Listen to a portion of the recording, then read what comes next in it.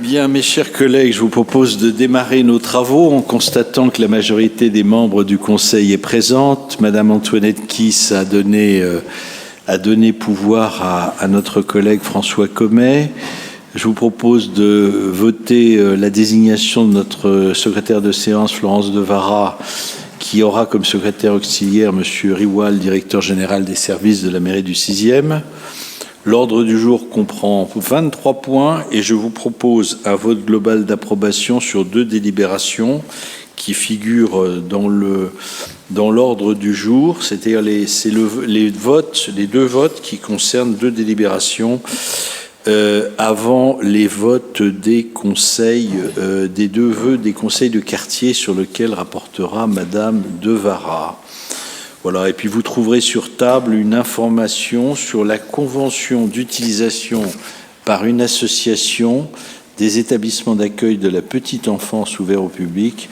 C'est le multi-accueil Littré qui est concerné, n'est-ce pas, chère première adjointe, avec l'association Réseau Montmartre. Voilà, Réseau Montmartre.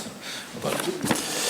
Mes chers collègues, je vous propose de démarrer nos travaux et je vais donner la parole à Monsieur Olivier Passelec qui va rapporter avec force sur la subvention dédiée à l'association Photo Saint-Germain-des-Prés.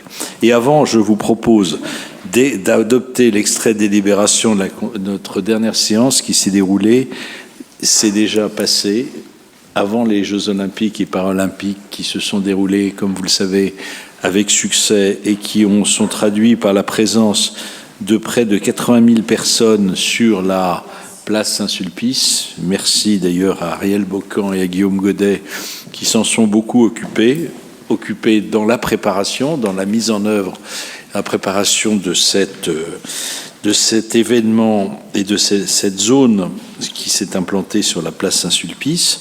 Ça s'est traduit par de très nombreuses réunions au cours de l'année précédente. Donc, je vous propose d'adopter l'extrait des délibérations de notre dernière séance qui s'est déroulée le mardi 11 juin 2024. Qui ne prend pas part au vote, qui s'abstient, qui vote contre, qui vote pour, je vous remercie. Et je donne tout de suite la parole à Monsieur Passelec qui va reporter avec force sur l'association Photo Saint-Germain-des-Prés.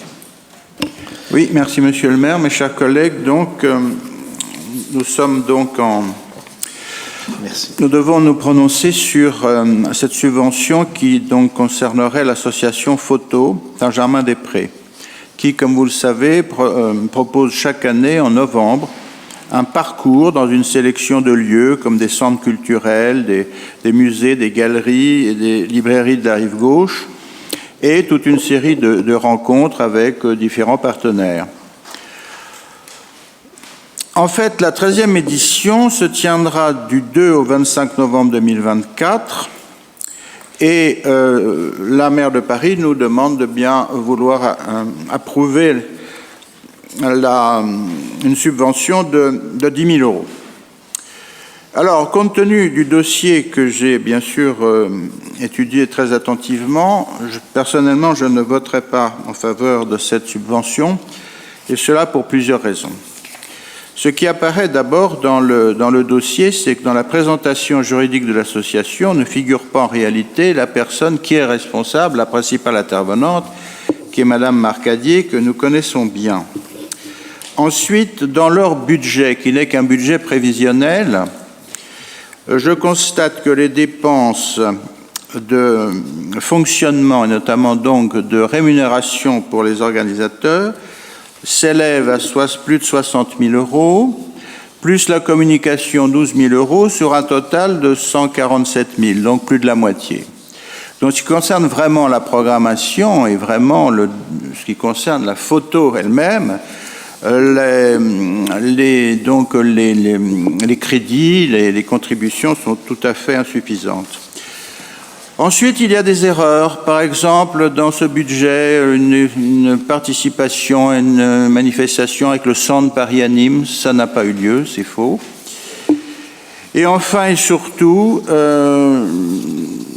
dans ce dossier ne figure pas, ce qui est pourtant à chaque fois rappelé par la direction des affaires culturelles de la ville, à savoir qu'un contrôle a posteriori doit avoir lieu. Donc, l'association doit présenter les comptes et le bilan d'activité de l'exercice subventionné, donc l'exercice précédent. Aucun compte, donc, de l'exercice 2023 et aucun bilan d'activité. Dans ces conditions, vous comprendrez bien que je ne peux pas voter pour cette subvention. Je vous remercie. Et si j'ai bien compris, monsieur le maire adjoint, chers collègues, c'est donc un avis défavorable que vous exprimez. Oui, défavorable. En votre qualité de maire. C'est cela même, défavorable. Défavorable. C'est un avis défavorable qui, d'ailleurs, nous avions déjà exprimé l'année dernière. Nous sommes très étonnés que la direction des affaires culturelles ne tienne aucun compte des remarques qui avaient été exprimées. J'ai moi-même d'ailleurs eu l'occasion d'avoir un sous-directeur ou un sous-sous-directeur, je ne me rappelle plus exactement, sous-directeur, cet été pour une autre affaire. Je lui ai exprimé, il a marqué son étonnement. Alors soit il ne connaît pas, c'est le sous-directeur qui est en charge de ces problèmes, soit il ne connaît pas les associations qui sont sous son autorité, soit manifestement il ne tient aucun compte de ce que nous lui disons. Donc je m'associe totalement à votre appréciation des choses. Je suis content d'ailleurs que la délibération qui nous est proposée ce soir soit individualisée, c'est-à-dire qu'elle ne figure pas dans une délibération paquet comme nous l'avions vu au cours des années précédentes, ce qui veut dire que nous n'avions pas pu émettre de vote disjoint.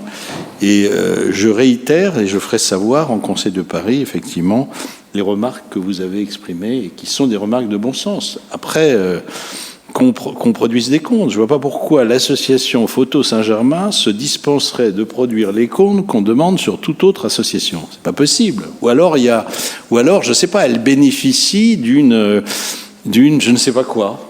D'une indulgence particulière. Ça serait tout à fait condamnable. Oui. Parfait. Écoutez, je partage votre avis. Donc, Monsieur Comet, je vous donne la parole. Oui, merci Monsieur le maire. On avait déjà parlé de Photo Saint-Germain au mois de mars ou au mois d'avril pour 6 000 € de subvention qui était spécifique à une action commune avec Paris à Nîmes. Pour les jeunes, qui n'a pas eu lieu. Oui, qui a lieu normalement au mois de novembre. Donc, ça, j'ai du mal à comprendre globalement pourquoi on en veut autant à cette association. Moi, je constate qu'on en est quand même à la 13e édition. Donc, s'ils avaient tout mal fait avant, on n'arriverait pas là. On a un dossier de presse qui doit faire 60 pages, qui liste un ensemble de manifestations avec impliqué cette année encore plus de centres que l'année dernière, notamment les Beaux-Arts. Pour la 4e année, il y a quelque chose à l'Hôtel de la Louisiane. Enfin, il y a un certain nombre d'activités qui sont fortes et qui sont en développement. J'ajoute en plus que la subvention demandée cette année est de 10 000 €. L'année dernière, c'était 14 000 qui avaient été votés.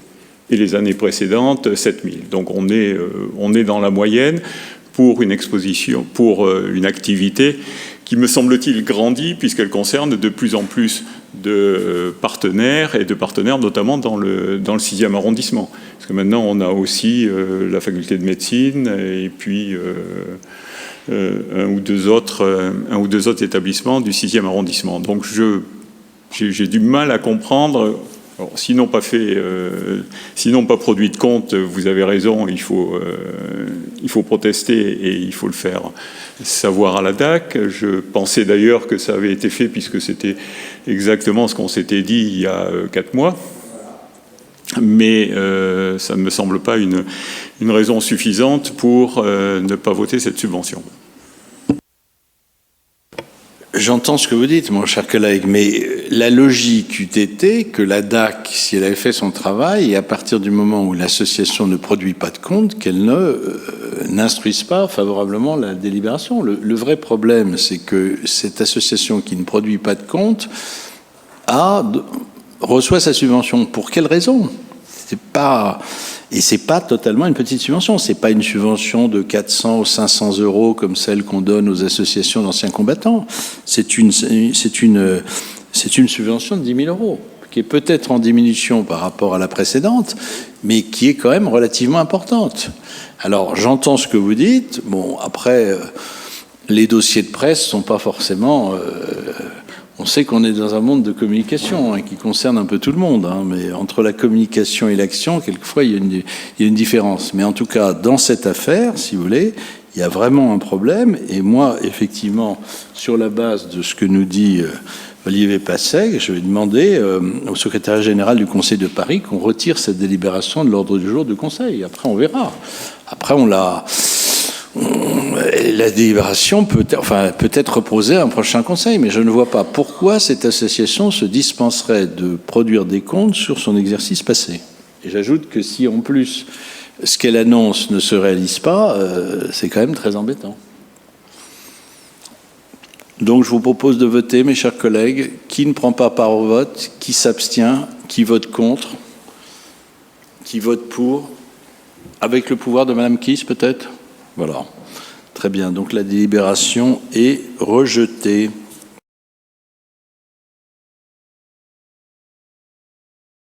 Et je vais donner la parole à notre collègue Claude Rip qui va nous parler des établissements cinématographiques situés dans le 6e arrondissement.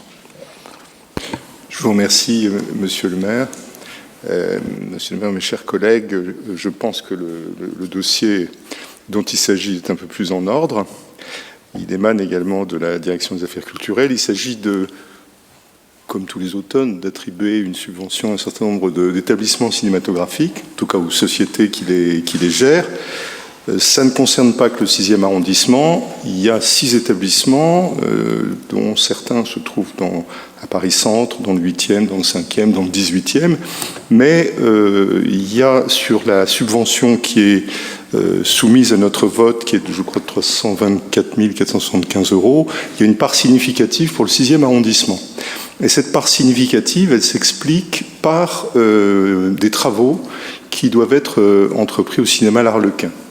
Alors ces travaux sont très intéressants parce qu'il s'agit d'ouvrir une 4e salle au cinéma L'Arlequin, qui pour le moment on n'a que 3.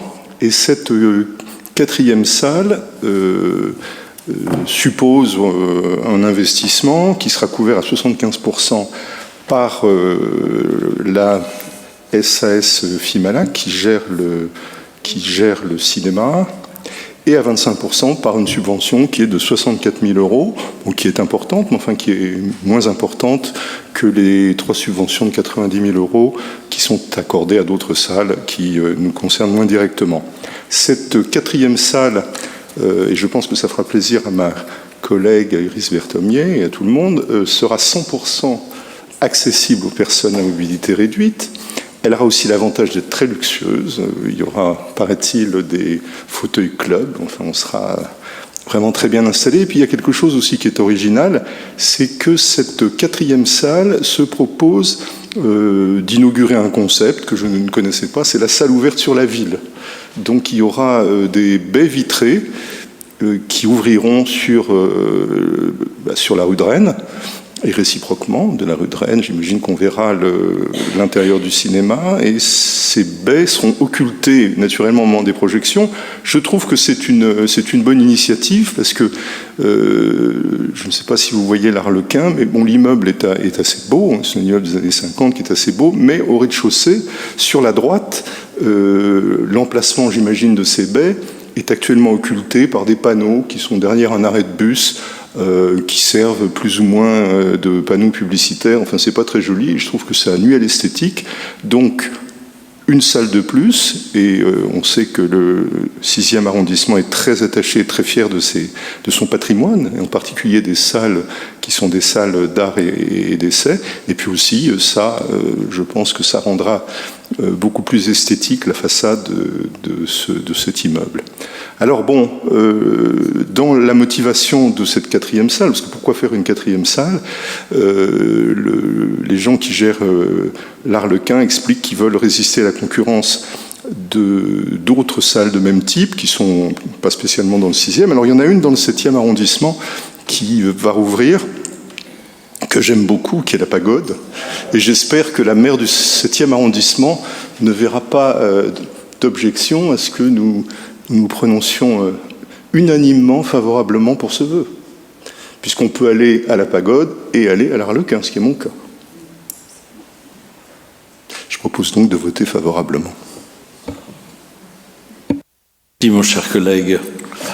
Alors, j'émets quand même une petite remarque. Est-ce qu'on pourra vraiment voir l'intérieur du cinéma de la rue de Rennes, surtout si on est dans des sièges un peu analogues à ceux qu'a fait Pathé dans plusieurs de ces cinémas. On verra. Et je crois qu'il devrait y avoir aussi, m'a-t-on dit, une technique de projection particulière. Et ça va être très novateur. Ça va être très, très novateur. C'est quelque chose de très bien qui devrait effectivement relancer l'Arlequin et qui donnera aussi, il faut le savoir, lui donnera l'accessibilité à cette... Parce qu'en réalité, si vous le connaissez bien l'Arlequin, aucune des salles actuelles ne sont accessibles. Aucune des salles actuelles du cinéma à l'Arlequin sont accessibles. Ce qui pose un vrai problème. Donc là, cette salle sera accessible, par définition. Est-ce qu'elle permettra ensuite l'accessibilité par un système aux autres salles? Est-ce qu'il y aura une plateforme, un petit ascenseur? Ça, je ne sais pas. Ce n'est pas indiqué dans le mémoire, je ne crois pas, non. Voilà. En tout cas, oui, c'est une belle opération. Et on a les comptes, là, j'espère. Tous les comptes y sont. Bon, d'accord. J'ai pas parlé de la subvention de 1 900 € pour une autre salle, donc qui est, ce sont les 3 Luxembourg. Bon, c'est pour refaire leur système de son, mais c'est modeste, 1 900 €. Apparemment, d'après ce que l'on sait, j'ai vu ça, les 3 Luxembourg ont racheté leurs propres locaux.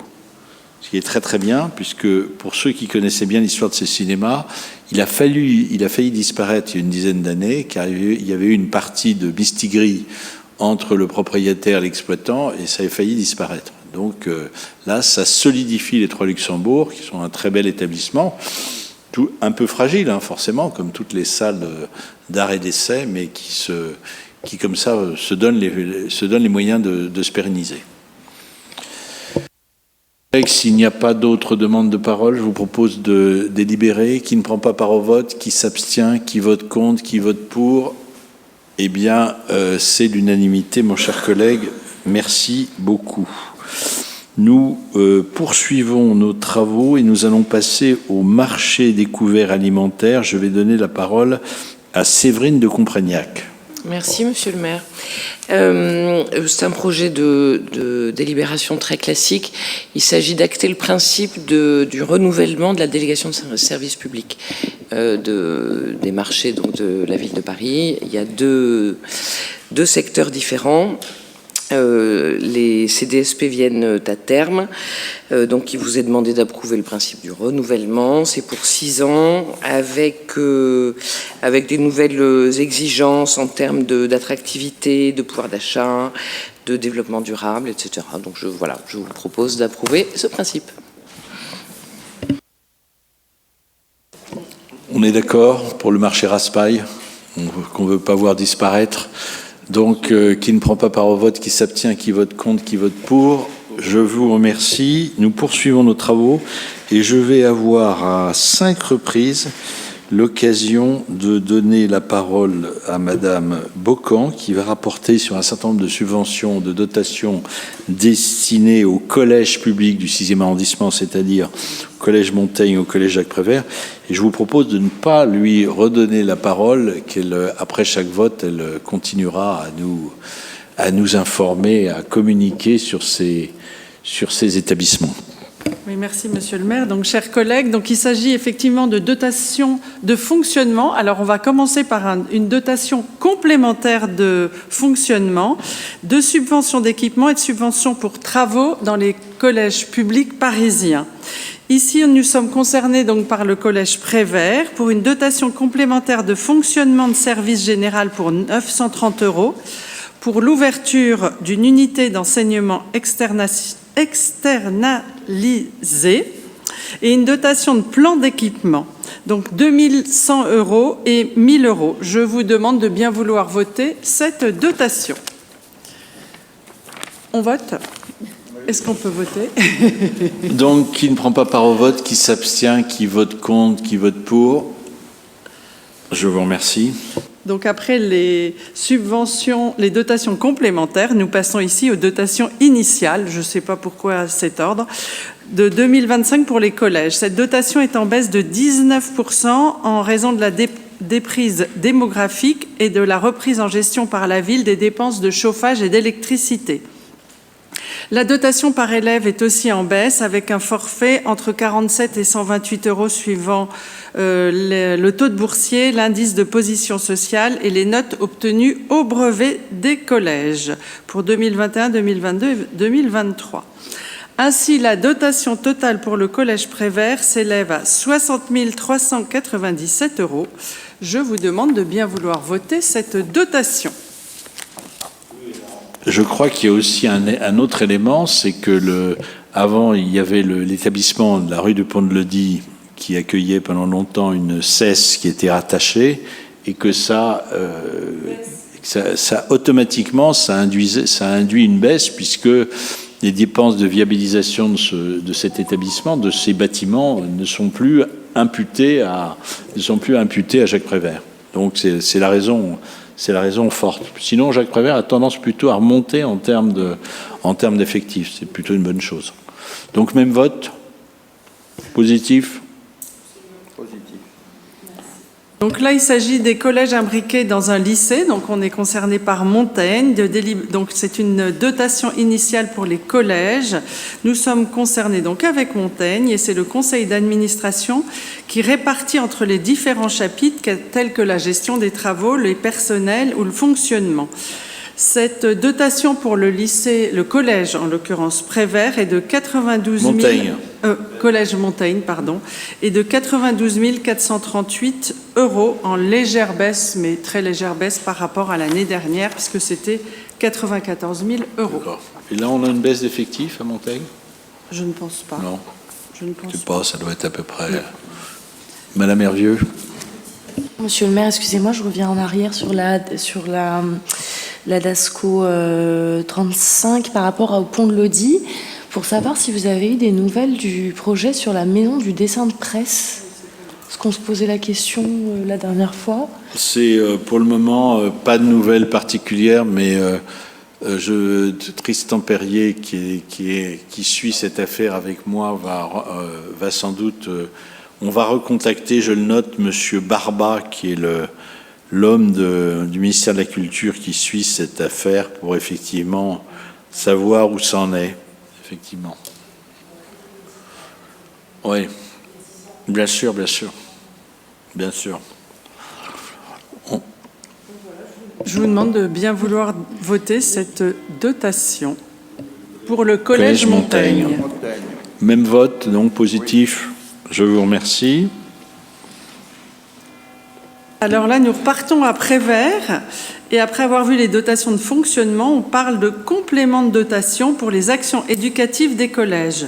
On nous propose 518 € pour le collège Prévert. Je vous demande de voter favorablement. C'est la DASCO 56, celle-là? 56. D'accord. Et la 138, ça sera? Ah ben c'est juste après, la 130. Ça sera à Montaigne? Ce sera également à Prévert. Ah bon. Pour l'instant, d'habitude, les autres années, on a Prévert et Montaigne en même temps, et là... Oui, mais ce qui est bizarre, c'est que, je me permets d'intervenir, on a le même titre pour la 56 et la 138.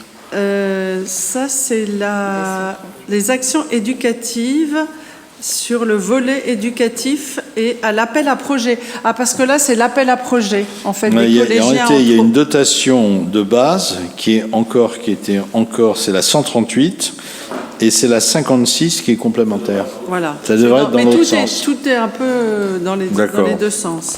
Bon. Voilà. Oui. Et donc, Oui. pour la dernière... Ah, pardon. Non, juste un point, moi. Je m'émeus, enfin, je me pose toujours des questions. Alors, je sais bien que la population de la ville de Paris diminue depuis des années. À peu près 10 à 15 000 personnes par an qui sont habitées en moins à la ville de Paris. Bon. Mais je suis toujours étonné de voir le montant des... Quand on voit le montant global, alors je sais bien que l'arrondissement, le 6e n'est pas l'arrondissement le plus peuplé, mais tout de même, les montants des subventions, j'ai l'impression, c'est peut-être une impression fausse, mais j'ai l'impression qu'on est le parent pauvre un peu de l'attribution des subventions dans le 6e par rapport aux autres arrondissements. Mais bon, ça doit être qu'une impression. Ça dépend en fait du forfait élève, et ça c'est basé aussi sur ce que gagnent les parents. Donc tout ça fait que... C'est clair que les critères, et d'ailleurs Paul Maria qui va rapporter tout à l'heure sur les délibérations financières, les critères d'attribution des crédits sont rarement favorables effectivement à un arrondissement comme le 6e. Ça vous a pas échappé, mais c'est donc une piqûre de rappel que nous fait notre collègue Charles Flaubert. Bien. Et donc là, c'est une dotation pour les actions éducatives, et elle est calculée, donc, comme je le disais, sur le forfait éducatif et sur le volet éducatif et sur le budget alloué à l'appel à projet des collégiens. Et moi, j'ai participé au jury et à l'hôtel de ville, et les appels à projets qu'ont fait les élèves du collège Prévert, c'est entre autres pour mettre des séparations dans les toilettes. Et pour ça, ils auront un budget. Et donc, la somme totale représente 1 896 €. Ben oui, sans séparation d'un toilette à un autre, et avec des trous, c'est pour les garçons. Ben voilà, c'est pour les garçons. Voilà. Oui, mais même maintenant, c'est chacun chez soi. Donc voilà. D'accord, parfait. Je vous demande de voter, c'est 1 896 €. Super. Donc, on est d'accord pour les séparateurs, c'est pas d'accord. Avis favorable, unanimité. Je vous remercie. Merci, chers collègues. Je voulais signaler que notre collègue Séverine de Comprégnac nous avait quittés et elle donne pouvoir à Iris Berthomier, auquel je vais d'ailleurs donner la parole pour la DCPA 12. Merci, Monsieur le maire, chers collègues. Le projet de convention d'occupation du domaine public va nous occuper quelques instants concernant un espace d'affichage sur l'échafaudage des travaux de restauration de la fontaine Saint-Michel. Donc, vous le savez, la fontaine Saint-Michel est inscrite au titre des monuments historiques et elle va faire l'objet d'une restauration qui va consister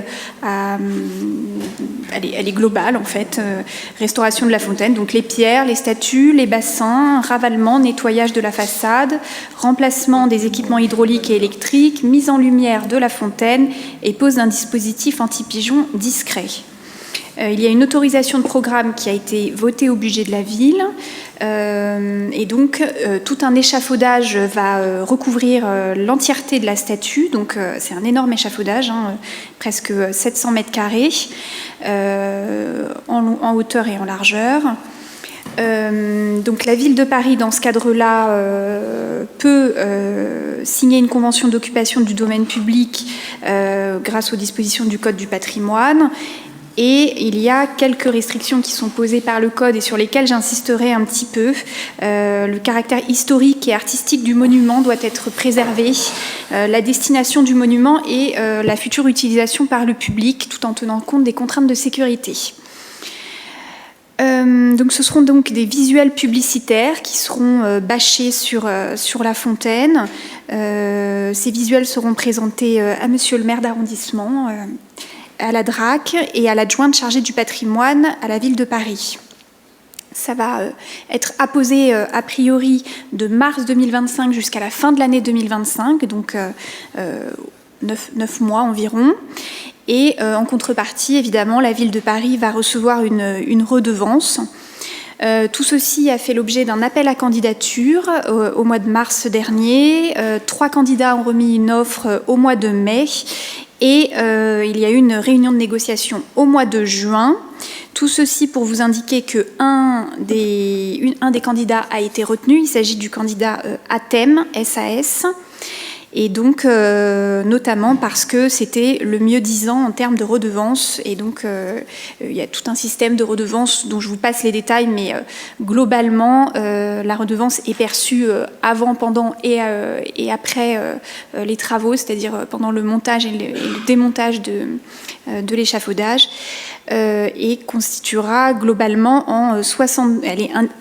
Elle est indiciée sur le chiffre d'affaires qui sera chiffre d'affaires annuel qui sera généré par l'occupation du domaine public de la ville de Paris. Et le pourcentage, c'est 73% de ce chiffre d'affaires. Il y a un montant minimal qui est, pour la période qui nous concerne, de 4 810 000 euros. Donc c'est une somme qui n'est pas négligeable pour ce chantier et donc qui est nécessaire. C'est pour ça que je vous invite à le voter favorablement. J'avoue que j'étais un petit peu réservée sur la pollution visuelle publicitaire que ça peut constituer, mais en même temps, c'est un financement qui est nécessaire pour la réalisation du chantier, en espérant que le visuel sera très joli, puisqu'il est en face, il donne sur la cathédrale Notre-Dame, donc évidemment, c'est un espace qui nous est cher et qui sera observé, en particulier à cette période. Donc, je vous invite à voter favorablement la signature de cette convention. Collègues, je donne bien volontiers la parole à ceux et celles qui voudraient intervenir, et je vois que le doigt de Monsieur Claude Ribes s'est levé. Oui, c'était juste pour une question. Est-ce qu'il sera tenu compte de l'avis du maire quant aux visuels qui seront proposés? Parce que c'est quand même pendant plusieurs mois et on vote pour quelque chose dont on ne sait pas en fait ce que ce sera. Et on peut afficher beaucoup de choses en plusieurs mois. Je vous propose même de vous la faire partager. C'est-à-dire, quand je serai saisi, oui, je vais être saisi de la première bâche. Après, il peut y en avoir plusieurs. Ça va dépendre un peu des possibilités. C'est vrai que c'est très lucratif. Bon, après, on peut se demander comment faisait la ville quand elle n'avait pas cette possibilité. Mais bon, elle l'a. Et ne nous en privons pas. Ça permet effectivement de contribuer à la rénovation de cette fontaine qui est magnifique et qui est fragile, comme tous les établissements. J'espère d'ailleurs que nous aurons par la suite la fontaine Saint-Sulpice, dont la pierre est très, très dégradée. Mais il est clair qu'il faudrait être très vigilant. Et comme Iris Berthomier l'a très bien dit, la fontaine Saint-Michel est en co-visibilité de Notre-Dame. C'est-à-dire, quand vous êtes place Saint-Michel, vous voyez Notre-Dame. Et quand vous êtes, je dirais, pas forcément en dessous de Notre-Dame, mais en tout cas sur les côtés, vous pouvez aussi voir la place Saint-Michel. Et surtout que la bâche sera forcément un peu avancée par rapport à la fontaine, puisqu'elle tiendra sur l'échafaudage. Donc il faudra qu'on soit très vigilant et que ce soit quelque chose de beau. Après, on peut imaginer, même le mieux, ça serait un paysage qui serait signé avec une signature d'un grand nom, par exemple. Enfin, d'un grand nom de la mode, ou un grand nom plutôt que la photo d'un portable ou un truc comme ça, par exemple. Après, on a vu pire en matière de bâche publicitaire, mais c'est quand même plus encadré. Et on est sur un monument historique. C'est d'ailleurs la qualité de monument historique qui rend possible la bâche publicitaire. Et si un jour, je l'espère, la mairie de Paris se soucie davantage de la façade de Saint-Sulpice, on nous proposera sans doute d'avoir une bâche sur une partie de la façade de Saint-Sulpice. Là, on sera encore mieux placé, mes chers collègues, pour juger de la nature de la bâche publicitaire à poser. Mais je vous propose de voter favorablement, effectivement. Et de vous la faire partager. Je pense que, alors, sauf si c'est toutes les semaines que ça change, mais je pense pas. On va. Je crois que dans la délibération, je crois qu'on doit citer, ça doit pas excéder 6 ou 7 fois, quelque chose comme ça. Mais ça peut être moins. Peut-être qu'on aura quelqu'un qui tiendra absolument à avoir une bâche, garder sa bâche, parce que l'emplacement est quand même fabuleux, et qui répondra favorablement. Voilà, je vous propose de voter. Qui ne prend pas part au vote, qui s'abstient, qui vote contre, qui vote pour. Je vous remercie. Et nous continuons nos travaux et nous passons maintenant aux délibérations d'ordre financier. Et je donne la parole à notre adjoint chargé des finances, pas ministre chargé des finances et des comptes publics, mais adjoint chargé des finances qui parle à tout le monde, lui, et donc qui va rapporter sur les différentes délibérations que vous connaissez tous, c'est-à-dire le cadre, les dotations d'animation et de gestion locale, les cadres de référence, et puis ensuite les inventaires. Merci Monsieur le maire, bonsoir à tous, bonsoir mes chers collègues, bonsoir mesdames et messieurs. Donc c'est un exercice annuel auquel vous êtes désormais accoutumés, qui consiste, avant même de débattre des états spéciaux, ce qui arrivera dans le prochain conseil, de discuter, de se prononcer, de voter sur les cadres qui, pour la plupart, ont déjà été validés les années précédentes. Donc en fait, ce sont 2 délibérations, voire 3, qui sont finalement très conventionnelles, puisqu'on nous demande de réitérer notre approbation sur les cadres de référence. Alors les premiers concernent les dotations d'animation et de gestion locale pour l'année 2025, et c'est la première délibération. Pour rappel, la dotation d'animation locale a pour objet de financer les dépenses liées à l'information des habitants de l'arrondissement, à la démocratie et à la vie locale, en particulier aux activités culturelles et aux interventions motivées par des travaux d'urgence présentant le caractère de dépenses de fonctionnement et liées à la gestion des équipements de proximité. La dotation de gestion locale, pour sa part, est attribuée principalement pour permettre aux arrondissements de couvrir des dépenses de fonctionnement qui correspondent aux infrastructures dont les arrondissements ont la charge. On l'évoquait tout à l'heure, c'est en vertu de cette règle que les attributions budgétaires qui vont aux infrastructures publiques comme les collèges sont réparties entre les arrondissements parisiens selon des clés de répartition, avec une partie de dotation forfaitaire, égale pour tous, et une partie qui est liée aux critères socio-économiques, les fameux critères socio-économiques qui donc font que les flux en direction du 6e arrondissement sont moins importants. Et s'ajoute à ces dotations, je l'ajoute, une enveloppe résiduelle qui est attribuée au conseil de quartier et qui représente 3 306 € par conseil de quartier. Donc je vous demande, mes chers collègues, pour cette répartition, cette proposition de clé de répartition inchangée depuis les années précédentes, je vous le rappelle, de vous voter favorablement. Merci. Y a-t-il des demandes de prise de parole? Il n'y en a pas. Bon, personnellement, je m'abstiendrai parce que j'estime que, effectivement, on pourrait être mieux traité. Je dois m'abstenir à chaque fois. Je ne vote pas contre parce que je ne peux pas voter contre l'argent qui nous est attribué. Mais je m'abstiens. Mais la liberté de vote est totale. La liberté de vote totale. Voilà. Donc, qui ne prend pas part au vote? Qui s'abstient? Monsieur, c'est bon? Qui, alors attendez, qui vote contre? Qui vote pour? Donc, à adopter une écrasante majorité. Mais on sera content quand même d'avoir l'argent pour faire fonctionner nos équipements. Alors, je redonne la parole à notre collègue.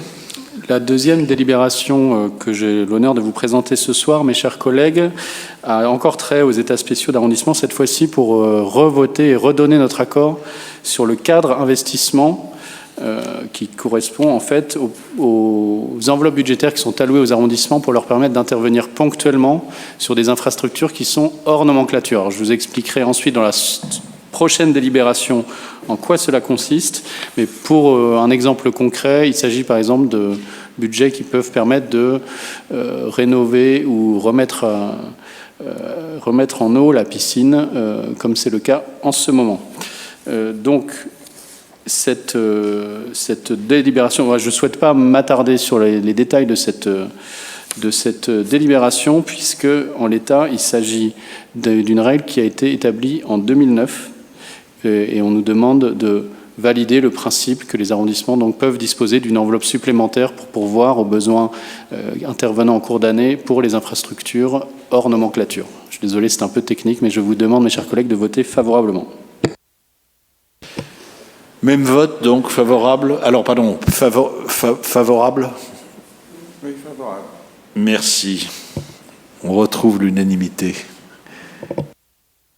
maintenant, peut-être. Voilà, dernier point, et j'en termine avec la comptabilité publique de notre ville. Il s'agit de voter l'intégration à l'inventaire des infrastructures et des équipements du 6e arrondissement de nouvelles unités.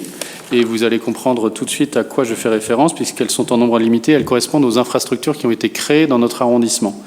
Donc, je citerai par exemple les aménagements végétaux de type jardinière qui ont été aménagés rue de Tournon, par exemple. Donc aujourd'hui, ce sont de nouvelles installations qui ont été faites dans l'arrondissement, rue Jacques Callot également. Et ce sont des nouvelles installations qui vont devoir demain bénéficier d'allocations budgétaires pour leur entretien, tout simplement.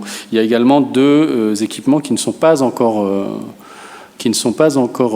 construits, mais qui vont l'être d'ici la fin de l'année ou en début d'année 2025. C'est le cas des aménagements urbains qui vont intervenir dans la rue Littré et ceux qui vont intervenir dans la rue de Seine.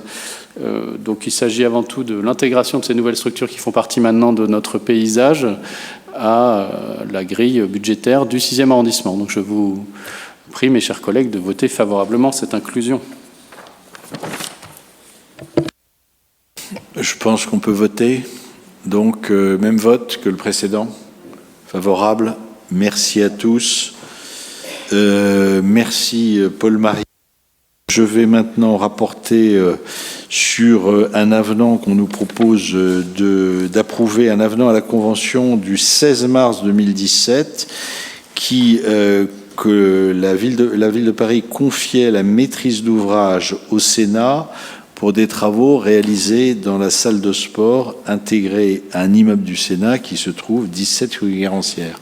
Alors ça, c'est la suite du feuilleton de la série, qui n'est pas une série télévisée, mais qui est une série que nous avons tous vécu, que vous soyez maire adjoint, conseiller délégué à la petite enfance, conseiller de Paris, la saga des travaux dans l'immeuble du Sénat du 17 rue Guérancière, avec tout d'abord la crèche qui a réussi à ouvrir au début du mois de septembre grâce à la collaboration de tous et de toutes, c'est-à-dire en première main de la direction de la famille et de la petite enfance, de ses personnels, de la CASP, de votre serviteur, de la première adjointe Chantal Lambert-Buras. Bref, tout le monde s'y est mis et ça a fonctionné. Les enfants ont pu être accueillis.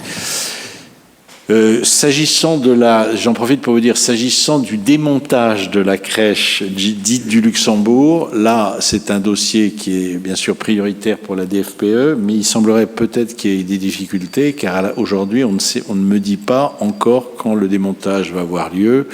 Cette crèche devant rejoindre d'ailleurs le 13e arrondissement, elle aurait dû d'ailleurs le rejoindre depuis fort longtemps, et c'est évidemment la crise sanitaire, avec ses conséquences, le ralentissement des opérations de rénovation qui a conduit effectivement à des retards, au retard que nous avons connu sur la crèche Guérancière, la ville de Paris ayant eu, l'amabilité et de nous laisser la crèche du Luxembourg pour assurer effectivement le tuilage avec la rouverture de la crèche Guérancière. Mais ces retards ont touché également la salle de sport Guérancière, puisque la première convention que nous avions signée était, je l'ai rappelé tout à l'heure, en 2007, sur la base d'une évaluation des travaux qui se montait à un peu moins de 600 000 € en valeur décembre 2016. Et aujourd'hui, on nous propose effectivement d'approuver un coût prévisionnel d'investissement, objet de la convention, qui se chiffre à peu près au double, puisque nous sommes passés à 1 239 432,74 €. Et en disant ça, je n'incrimine personne, c'est simplement, premièrement, le retard. Presque 7 ans sont passés entre ces deux dates, 7 voire 8 années même, 8 années. Le coût des matières premières a explosé, les coûts de personnel ne sont pas réduits, et en plus, ça ne figure pas dans ce mémoire qui est un mémoire juridique et technique, mais je peux vous garantir que si la crèche a été une affaire compliquée, le gymnase, la salle de sport a été un véritable calvaire, puisque entre-temps, la maîtrise d'ouvrage a failli. L'entreprise a failli, a même détruit des choses qu'elle n'aurait pas dû détruire. Tout ça dans la confusion la plus totale. Et ensuite, il a fallu effectivement reprendre les choses en main, remettre les choses sur l'ouvrage et que la Ville de Paris et le Sénat trouvent un accord, puisqu'il y a eu en réalité des mises en cause juridiques qui sont intervenues, juridiques et judiciaires, et c'est simplement à l'issue de l'ensemble de ces événements qui ne sont pas et qui n'ont pas d'intérêt autre, mais en tout cas ils se sont passés, qu'on a pu obtenir la signature de cet accord entre la Ville de Paris et le Sénat pour une réouverture potentielle du gymnase, une réouverture aux associations au printemps 2025. Voilà, si tout se passe bien, et c'est pour ça, et l'adjointe chargée des sports se préoccupe de la fourniture de tatamis plus légers, puisque entre-temps les tatamis en 7 ans sont devenus plus légers, ce qui facilitera effectivement le travail des agents de la DGS. À quelque chose, malheur est bon. C'est vrai que je ne sais pas si on avait attendu encore 7 ans, si on n'avait plus de tatamis, si c'était des petits linceuls, mais bon, je ne sais pas. Mais en tout cas, je vous propose, mes chers collègues, de voter cette délibération et de faire en sorte, et nous serons heureux de réinaugurer cette salle de sport en 2025. Ça vous reste, on reste abasourdi devant tout ça. Donc, voilà. Non, mais normalement, ça devrait se terminer. Ça devrait se terminer. Donc, s'il n'y a pas d'autres prises de parole, je vous propose de voter. Qui ne prend pas part au vote, qui s'abstient, qui vote contre, qui vote pour. Merci. Vote à l'unanimité. Donc, nous continuons nos travaux et sur les 2 DVD, les 2 délibérations proposées par la direction de la voirie et des déplacements, je vais passer la parole successivement à 2 reprises à notre collègue Charles Flaubert. Merci, Monsieur le maire. Mes chers collègues, donc tout d'abord, la délibération la DVD 48 qui a trait au parc stationnement Saint-Sulpice, mais qui est juste en face de la mairie. En essayant d'être synthétique, actuellement ce parc est géré par Indigo et la mairie de Paris, avec une convention d'occupation qui vient à échéance très rapidement, puisqu'elle arrive à échéance en novembre, la mairie de Paris souhaite donc renouveler cette convention. À la suite des consultations, la mairie de Paris souhaite mettre en place comme exploitant la SAMS, c'est-à-dire une société de la ville de Paris, en tous les cas une société d'exploitation des parkings. Donc, que dire là-dessus ? Tout d'abord, peut-être intéressant, le point sont les travaux qui vont être réalisés, notamment la réfection des ascenseurs. C'est toujours très sensible dans les parkings publics, les ascenseurs. Les familles, notamment, les utilisent avec des poussettes, ou les personnes handicapées. Donc, c'est toujours très important. Donc, la réfection des ascenseurs, c'est positif. Mise en place de nouvelles bornes de recharge de véhicules électriques, tant voitures que vélos. Là aussi, c'est positif, et des coûts de travaux qui sont estimés à un peu plus de 2 600 000 €. Alors, je note aussi ça, avec Monsieur le maire, on avait toujours eu une position qui était favorable au fait d'avoir une présence physique dans les parkings. Là, on est en face de la mairie, mais dans les parkings du 6e. Et là, je note qu'il y aura une présence physique du mardi au samedi de 7h à 14h. C'est pas parfait, mais c'est quand même pas mal. On aura quelqu'un de présent dans le parking. Ça, on peut s'en réjouir pour les utilisateurs du parking. Voilà, donc, et puis à noter également le prix des abonnements. Donc, l'abonnement par mois pour les non-résidents sera donc de 365 €. 365 € par mois pour avoir une place de parking pour les non-résidents, et pour les résidents de 200 € par mois. Voilà, donc par an, 2 000 € par an pour les résidents et 3 650 € par an pour les non-résidents pour avoir une place de parking. Voilà. Et je signale aussi qu'à titre personnel, je regarde toujours à titre avec beaucoup d'intérêt les tarifications qui évoluent et qui sont maintenant assez stratosphériques, puisqu'on est à près de 50 € en réalité si on laisse sa voiture une nuit dans un parking du 6e, ce qui est particulièrement élevé. Et il y a des gens qui ne sont pas forcément aisés et qui ont des voitures et qui en ont besoin parce qu'ils sont âgés, parce qu'ils ont besoin de travailler, parce que ils peuvent même avoir des problèmes de santé sans forcément avoir une carte handicapée. Voilà, donc je vous propose de voter favorablement à cette délibération, donc le passage de Indigo à SAMS avec des travaux, ce qui est positif d'amélioration des travaux du parking. Merci. Merci, mon cher collègue. Y a-t-il des demandes de précision? Il n'y a plus de lavage, il n'y a plus de trucs comme ça, non? Il n'y a plus rien à l'intérieur? Non, plus de station-service, plus de lavage. Il y a des toilettes, en revanche, je crois. Ouais. Il faut qu'elles soient nettoyées très fréquemment. C'est pareil. Les toilettes n'étant pas, je précise, les escaliers, étant les toilettes. Je sais bien. Voilà. Bien, donc nous votons. Qui ne prend pas part au vote, qui s'abstient, qui vote contre, qui vote pour. Je vous remercie. Unanimité. Et maintenant, nous allons passer à une délibération plus complexe, peut-être. Donc, la première et la dernière du conseil d'arrondissement, sur lequel nous aurons peut-être des votes différents. Je dis ça pour ambiancer un peu la présentation que va nous faire Charles Flaubert de la DVD 110. Merci, monsieur le maire, chers collègues. Donc, cette délibération, je trouve d'une certaine façon qu'elle marque, en réalité, j'ai eu un peu de mal à la comprendre. Puisque la mairie de Paris a mis en place un vote, avec une votation, un vote citoyen, une consultation citoyenne sur le stationnement en surface. Il y a eu ce vote, cette votation a eu lieu, participation ainsi réduite, coûte quand même relativement important, de l'ordre de 400 ou 500 000 euros. Bon,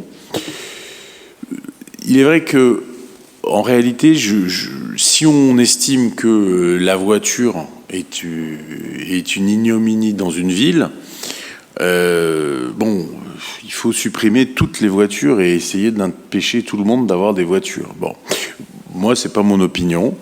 Je pense qu'on peut essayer de trouver des compromis. Et encore une fois, on a des habitants qui ont besoin de leur voiture. Sans parler des artisans, sans parler de plein de personnes, des infirmières, sans parler de plein de gens dont les habitants ont besoin. Bon.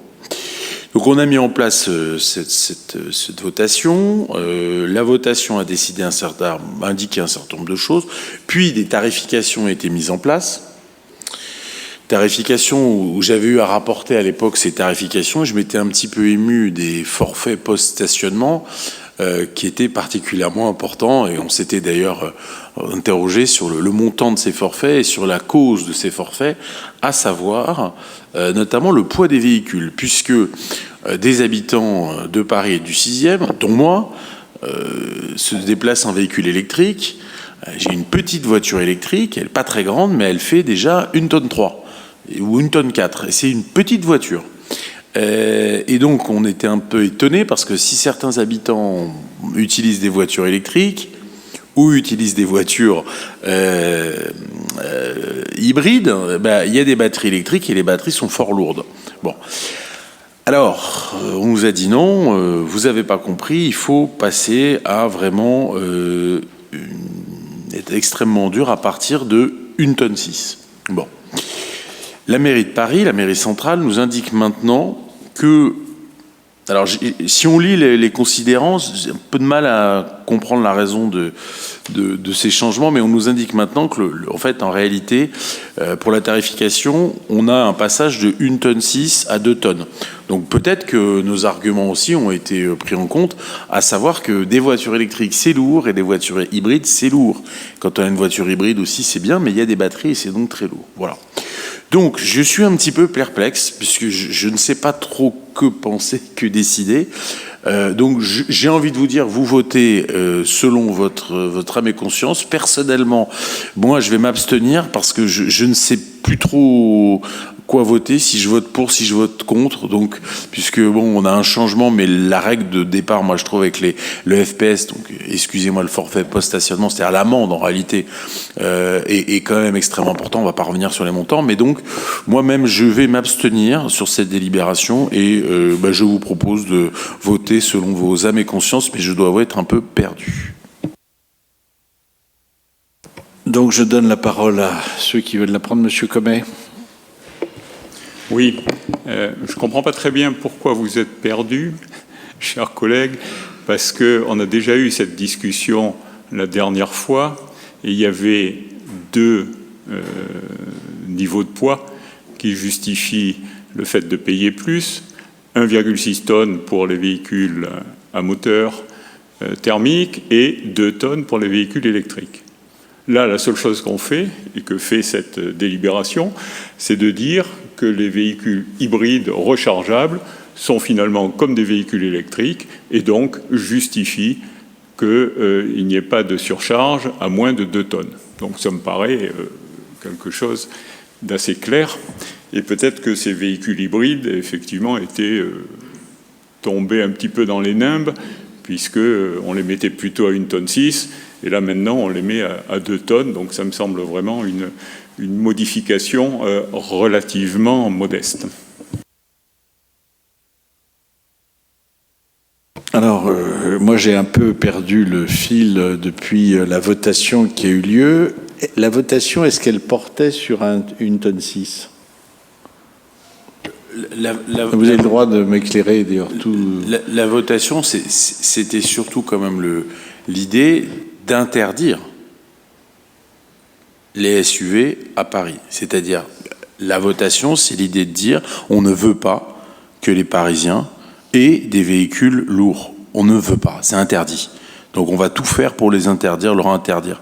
On a des habitants du 6e, mais pas que du 6e, qui ont des familles, qui ont des enfants, et donc qui ont des véhicules importants pour pouvoir mettre des poussettes, des landaux, des sièges bébés, des sièges enfants. Donc, ça peut être utile quand même, les SUV, c'est pas en soi une ignominie. Mais, tout à fait, mais je veux dire que la votation s'est traduite par un premier arrêté qui était à 1,6 tonne. Et là, maintenant, on nous dit de passer à 2 tonnes. Voilà.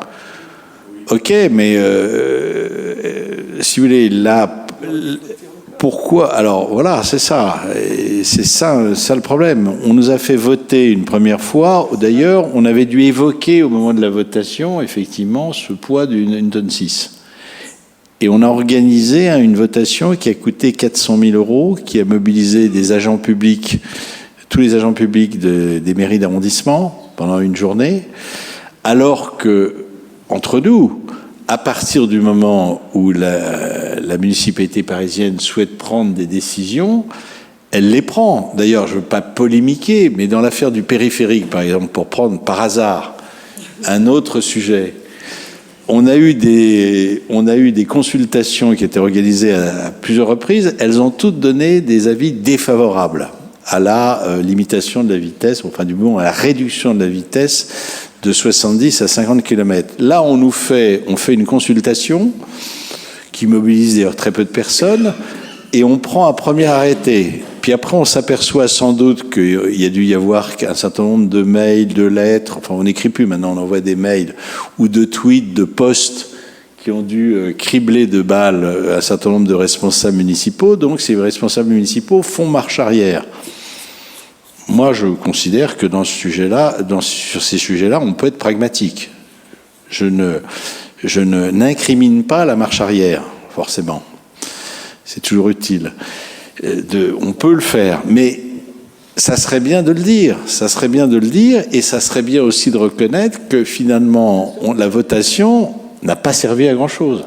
Est-ce qu'on n'aurait pas pu faire abstention de cette votation, comme d'ailleurs on aurait pu faire abstention de la votation sur les trottinettes, où là, sur les trottinettes, c'est pareil, voté, alors que le bazar qu'avaient induit les trottinettes en free float à Paris depuis 2 ou 3 ans était très connu. Il suffisait de prendre la décision.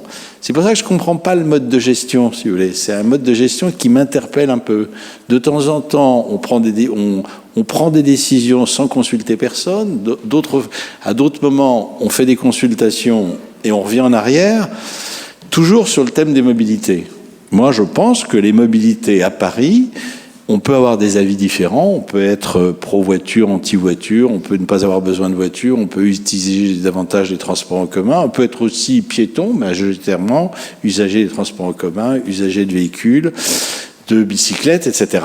Mais pourquoi est-on constamment dans des débats, je dirais, des débats qui créent de la confusion, qui créent du stress, qui créent artificiellement, alors qu'on peut partager, on peut discuter et arriver à des solutions qui soient plus acceptables. D'autant plus sur le stationnement payant, chacun sait que les sociétés qui sont chargées de réprimer le stationnement sont des sociétés qui commettent énormément d'erreurs. Le nombre de personnes qui ont reçu des forfaits de post-stationnement pour des raisons X ou Y qui n'avaient rien à voir. J'ai encore là le cas de quelqu'un, Monsieur Milza, qui est un ingénieur des mines, qui habite rue Péguy, qui a une voiture électrique, qui a effectivement fait, il y a les bornes de recharge derrière la rue Péguy, et bien qui a vu son véhicule enlevé et alors qu'il était en recharge, parce que ça dysfonctionnait. Donc je trouve que la mairie de Paris devrait déjà se consacrer à tout ce qui ne fonctionne pas en matière de mobilité avant de rajouter des couches supplémentaires de réglementation, de vouloir aller en avant, de revenir en arrière, tout ça dans la plus grande confusion. Je pense qu'il y a des marges de progression. Et en disant ça, je ne polémique pas, je dis simplement, on sort d'une période, les Jeux Olympiques, où on a vu qu'on arrivait à construire quelque chose entre l'État, la région Île-de-France, les opérateurs de transport public, la mairie de Paris. Je dirais, essayons de faire en sorte qu'à Paris, on arrive à davantage dialoguer, y compris sur ces questions, sur lesquelles, effectivement, un certain nombre de personnes ont des idées bien arrêtées, mais qui mériteraient d'être partagées, d'être documentées davantage avant de prendre des décisions qui apparaissent comme, pardonnez-moi, dans ce cas précis, comme, je dirais, un peu infondé, et surtout être en contradiction avec un référendum qui a été organisé il y a quelques mois. Je le dis parce que il paraît qu'il y a une nouvelle votation qui est déjà prévue pour mars 2025. Alors je voudrais bien savoir sur quel sujet et est-ce que ça sera encore du rétropédalage après que les Parisiens sont exprimés. Voilà. Ce sera peut-être, voulez-vous être riche et bien portant plutôt que pauvre et malade. Alors là, ça sera assurément un grand succès. Merci, mes chers collègues. Madame Hervieux. Oui, monsieur le maire, je pense que chacun ici sait votre position concernant la démocratie participative et ces votations citoyennes auxquelles vous vous êtes opposés systématiquement. Nous avons une vision différente à la mairie de Paris avec Anne Hidalgo, qui est celle de faire participer, oui, en inventant de nouveaux formats, et le référendum en est un, pour faire participer tout simplement les citoyens à la vie qui les concerne et à l'aménagement de la cité qu'ils occupent. Quand vous parlez de modifications incompréhensibles, je veux dire, c'est assez clair. Il ne s'agit pas d'une modification ou de revenir sur le résultat de ce scrutin. Il s'agit simplement d'ajuster pour inclure justement la question des véhicules hybrides. Et donc c'est assez clair. Là, si vous regardez sur le site de la ville de Paris, les stationnements sont clairs. Donc pour un thermique à partir de 1,6 tonnes, vous avez le stationnement qui s'applique, la hausse du prix de stationnement qui s'applique. Pour les électriques ou les basses émissions, donc les hybrides, à partir de 2 tonnes. Voilà, je veux dire, c'est assez clair, tout est expliqué. Et oui, les Parisiens se sont exprimés en faveur de la hausse du prix de stationnement. Il ne s'agit pas d'interdire les Parisiens de circuler en SUV. Il s'agit effectivement d'inciter à changer leurs véhicules pour des véhicules qui sont moins polluants. Et mon cher collègue, monsieur Flaubert, vous évoquez les familles avec enfants. Vous avez raison, c'est un vrai sujet. Mais justement, c'est de nos enfants dont il est question. Quand on prend des politiques publiques en faveur d'une baisse des émissions carbone à Paris et pour faire en sorte justement qu'il y ait moins de pollution en centre-ville, c'est précisément pour nos enfants qu'on le fait. Et je pense que les familles parisiennes nous savent gré justement de prendre ces mesures pour protéger d'ailleurs pas uniquement les familles mais tous les concitoyens. Parce que la question de la pollution en ville, elle est majeure. Et à Paris, elle se pose réellement et dans plein d'endroits.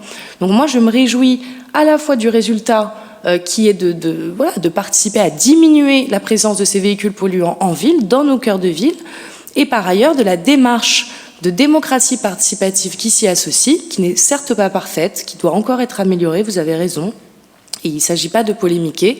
Ce sont des initiatives qui sont lancées. Je crois qu'elles rencontrent un certain succès et moi, je suis en faveur de leur développement sur d'autres sujets. Je suis sûre que les Parisiens sauront s'en saisir.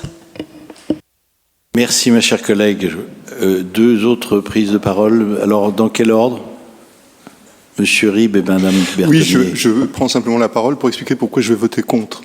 J'ai été père, ils sont plus en bas âge, mais j'ai été père de 4 enfants. J'ai utilisé un véhicule, ça fait déjà quelques temps, et qui pesait 1790 kilos, donc 1,79. Si je me trouvais dans cette situation aujourd'hui, je serais donc contraint d'acheter un autre véhicule. À supposer que je n'ai pas les moyens, je me trouverais dans une situation difficile. Alors je pense qu'il y a un moment, il faut être clair. Il faut savoir si on incite les familles à quitter Paris. Il y en a beaucoup qui quittent Paris. Je pense que c'est le vrai sujet. Et avant de pénaliser les familles nombreuses, il faudrait peut-être aussi s'occuper d'autres véhicules qui sont plus lourds. Par exemple, les cars de touristes, qui à mon avis font beaucoup plus de mal que les véhicules qu'utilisent les parents de familles nombreuses. Donc par solidarité, pour les gens qui se trouvent dans la situation où moi-même je me suis trouvé, je voterai contre. Merci, mon cher collègue. Madame Berthemier. Merci, Monsieur le maire. Moi, je partage ce qui a été dit sur la forme et sur le référendum qui a eu lieu sans être défavorable à la démocratie participative. Loin de là, je dois dire que le taux d'abstention qui a été vraiment exceptionnel, c'était navrant. Bon, sur la forme, vraiment, je partage ce qui a été dit. Sur le fond, dans la mesure où il s'agit d'un rétropédalage et que le but, c'est de faire payer moins les personnes qui ont un véhicule hybride, qui ont malheureusement été mises au moment de la votation dans le même lot que les véhicules thermiques, c'est-à-dire que chacun sait que les véhicules hybrides sont plus lourds que les véhicules thermiques par nature, et pour autant, ils ont été mis dans le même lot au départ. Donc là, c'est un réajustement ou un rétropédalage selon les termes qui ont été évoqués, mais dans la mesure où il s'agit d'un réajustement, je pense aux propriétaires de véhicules hybrides, je vais voter pour cette délibération. Merci, ma chère collègue. Toutes les opinions sont légitimes. Effectivement, notre cœur balance entre la forme, le fond, etc. Madame la première adjointe. Juste envie de dire une chose, c'est très simple, c'est que 80% des dossiers dont est saisi le médiateur de la ville de Paris sont des dossiers qui sont des erreurs de post-stationnement. Donc je pense que la mairie de Paris devrait peut-être déjà essayer de voir comment elle peut empêcher ces erreurs, parce qu'on se trouve avec des gens qui viennent nous voir, qui ne peuvent pas s'en sortir dans la mesure où ils n'ont pas d'interlocuteur pour expliquer pourquoi ils ont une contravention alors qu'ils ne devaient pas l'avoir. Et je crois que là aussi, c'est une votation avec 4% de gens qui votent. On voudrait que ça soit quand même plus représentatif et que d'autre part, on pourrait faire en sorte que ce qui est appliqué par la ville de Paris le soit plus honnêtement, ou tout au moins de façon plus claire et oui, effectivement, sans pénaliser les gens. Plus responsable. Bien, mes chers collègues, on ne va pas prolonger le débat, chacun s'est exprimé ou presque. Alors maintenant vient le moment des votes. Alors c'est Monsieur Riwal et Monsieur Vincent qui vont avoir le lourde tâche de comptabiliser. Alors, qui ne prend pas part au vote? Qui s'abstient? Ça va? Qui vote contre? Voilà. Qui vote pour? Et avec le pouvoir de Séverine Gros-Prégnac? Oui. Voilà. Donc vous avez... Et le pouvoir de Madame... Kiss. Donc là, la délibération doit être adoptée. Normalement avec les pouvoirs. Voilà. Parfait. Donc on ne pourra pas dire que le Conseil du 6e arrondissement s'oppose à la diminution des tarifs de stationnement. C'est génial finalement. On a passé un peu de temps, mais on arrive à un vote équilibré. Est-ce que l'Assemblée nationale va pouvoir fonctionner comme on fonctionne? Je ne suis pas certain. Bien, mes chers collègues, je vous propose... Ah oui, il y a les 2 vœux des conseils de quartier. Madame Devara. Merci, Monsieur le maire et chers collègues. Alors, effectivement, je vais vous présenter 2 vœux. Le premier vœu émis par le conseil de quartier Monet relatif à la création d'un jardin ou d'un espace dédié aux enfants dans le quartier. Donc, vœu qui a été proposé par le président du conseil de quartier, Charles Flaubert, et par les membres. Voilà, parce que c'est vrai que c'est un coin du 6e dans lequel il y a très peu d'espace pour les tout-petits. On aimerait beaucoup arriver à y remédier. Donc, le conseil de quartier a considéré la grande utilité pour les familles ayant des jeunes enfants de pouvoir bénéficier d'une aire de jeu dans le quartier Monet. Et il considère que l'absence de parc ou de jardin ouvert au public et d'aire de jeu dans le quartier Monet est assez important. C'est vrai que c'est un quartier, il faut reconnaître, c'est un quartier du 6e qui est très dense, très bétonné. Bon, ça, c'est la configuration de cet endroit du 6e. Donc, si on arrivait à trouver un coin favorable pour une installation, ce serait vraiment bien. C'est considérant aussi la qualité de vie des familles, notamment avec les jeunes enfants, qui doit être une priorité pour la mairie de Paris, et considérant aussi qu'à notre connaissance, la maire de Paris n'a pris aucun projet dans ce sens, dans ce quartier. Donc voilà, le conseil de quartier Monet, durant la séance du 5 juin 2024, a émis le vœu que je vais vous lire, que la mairie de Paris réalise rapidement les études et recherches permettant d'ouvrir dans les 2 prochaines années soit un jardin public, soit une aire de jeu pour enfants dans le quartier Monet. Voilà, donc c'est un point important et je pense que c'est un point auquel nous sommes tous très attachés, que nos jeunes enfants puissent profiter du quartier, même si ce quartier a les quais à proximité, c'est vrai, mais là aussi, pour les petits, c'est pas du tout adapté. Donc, il y a très peu d'endroits aérés. Voilà, donc je vous sollicite donc pour voter ce vœu et pour donc que ce vœu soit présenté au Conseil de Paris. Voilà, en espérant que l'idée soit vraiment retenue et étudiée. Je vous remercie. Comet. Oui, je vous en prie. J'ai 2 questions. La première, il y a un jardin pour enfants qui est juste derrière l'Institut. Il n'est peut-être pas tout à fait dans le quartier Monet, mais enfin, il en est vraiment pas très loin. Et ma deuxième question, c'est est-ce qu'on a une piste d'un endroit où on pourrait éventuellement faire un jardin public ou une aire de jeu, parce que c'est bien de voter quelque chose en disant il nous faut une aire de jeu. S'il n'y a pas de mètres carrés disponibles, c'est plus ennuyeux. Alors je vous répondrai avec plaisir. Donc effectivement, dans le quartier, il n'y a rien. J'ai pas réussi à trouver s'il y avait d'autres quartiers dans Paris où il n'y avait aucun espace public, aucune aire de jeu. Il y a effectivement un aire de jeu pour enfants côté Gabriel Piernet, donc derrière l'Institut. Je ne sais pas si vous y êtes allé récemment, mais c'est très bien. D'ailleurs, les agrès ont été changés, mais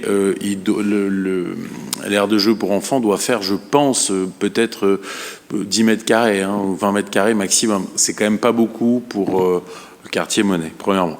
Deuxièmement, des pistes. Moi, j'avais demandé, depuis 4 ans que je suis là, j'avais demandé effectivement des études au service qui dépend de la mairie centrale pour savoir si on pouvait notamment étudier une possibilité place Saint-Michel, parce qu'en réalité, c'est la seule possibilité. On a beaucoup de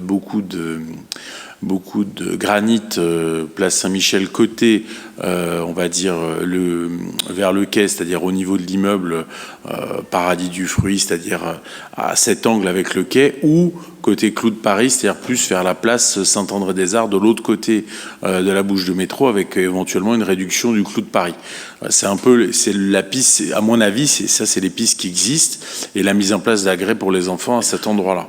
Voilà. Donc ça a été signalé. C'est pour ça que j'ai souhaité porter ce vœu, qui a été voté à l'unanimité d'ailleurs par le conseil de quartier Monet, dont Madame Kiss.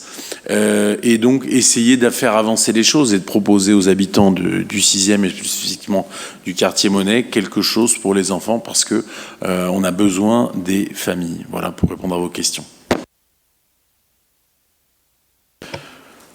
Non, mais c'est parfait. On peut essayer. Alors on a regardé aussi sur les quais bas.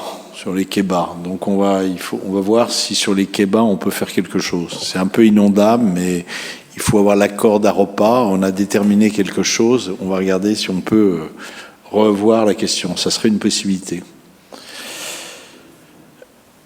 Merci. Donc, je vous propose de voter.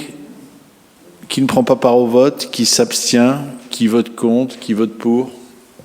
Je vous remercie. C'est donc voté à l'unanimité.